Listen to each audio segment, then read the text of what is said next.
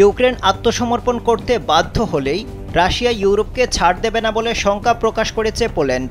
দেশটির পররাষ্ট্রমন্ত্রী রাডুস্লাভ সিকোরস্কি বলেছেন, যদি ইউক্রেন আত্মসমর্পণ করতে বাধ্য হয় তাহলে চলতি দশকের শেষে ইউরোপ আক্রমণ করবে রাশিয়া। এই খবর জানিয়েছে তুর্কি বার্তা সংস্থা আনাদোলু এজেন্সি।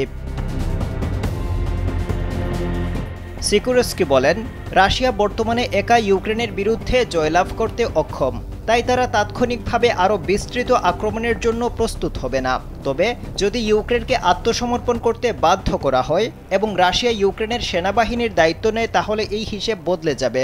এই পরিস্থিতিতে ইউরোপকে চলতি দশকের শেষ নাগাদ রাশিয়ার আক্রমণ ঠেকানোর জন্য প্রস্তুত থাকতে হবে। স্যান্ডেলিনা সো, রূপচর্চায় আভিজাত্য।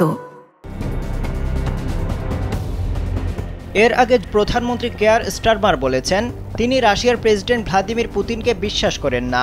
রাশিয়া অন্যান্য ইউরোপীয় দেশগুলোকে আক্রমণ করার জন্য প্রস্তুতি নিতে সৌদি আরবে অনুষ্ঠিত চলমান আলোচনায় জয় পেতে চায়।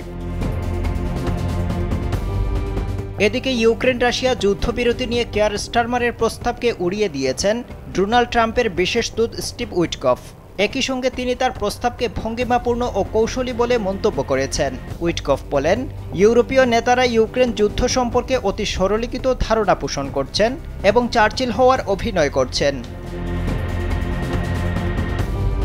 সাংবাদিক টাকার কার্লসকে দেওয়া এক সাক্ষাৎকারে উইটকফ রুশ প্রেসিডেন্ট ভ্লাদিমির পুতিনের প্রশংসা করে বলেন, তিনি তাকে খারাপ ব্যক্তি হিসেবে দেখেন না।